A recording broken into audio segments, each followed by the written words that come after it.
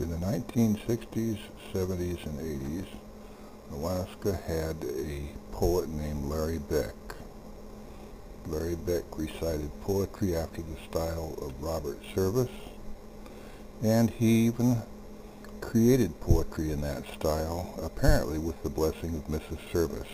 This is about Larry Beck and his incredible poetry. Have you gazed on naked grandeur where there's nothing else to gaze on? Set pieces and drop curtain scenes galore, big mountains heave to heaven which the blinding sunsets blazon, black canyons where the rapids rip and roar. Have you swept the Vision Valley with the green stream streaking through it, searched the vastness for a something you have lost?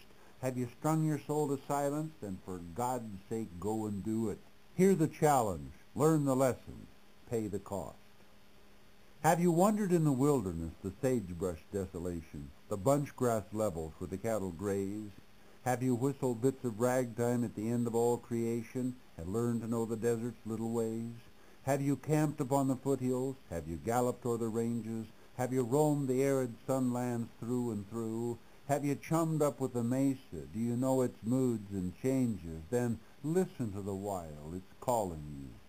Have you known the great white silence, not a snow-gemmed twig a-quiver, eternal truths that shame our soothing lies? Have you broken trail on snowshoes, mushed your huskies up the river, dared the unknown, led the way, and clutched the prize? Have you marked the map's void spaces, mingled with the mongrel races, felt the savage strength of brute in every thew, and though grim as hell the worst is, can you round it off with curses? Then hearken to the wild, it's wanting you. Have you suffered, starved, and triumphed, groveled down, yet grasped at glory, grown bigger in the bigness of the whole, done things just for the doing, letting babblers tell the story, seeing through the nice veneer the naked soul? Have you seen God in his splendors, heard the text that nature renders? You'll never hear it in the family pew. The simple things, the true things, the silent men who do things. Then listen to the wild, it's calling you. They have cradled you in custom, they have primed you with their preaching, they have soaked you in convention through and through, they have put you in a showcase. Oh, you're a credit to their teaching.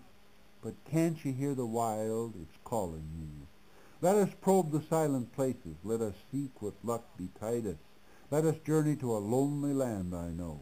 There's a whisper on the night wind. There's a star agleam to guide us. And the wild is calling, calling. Let us go.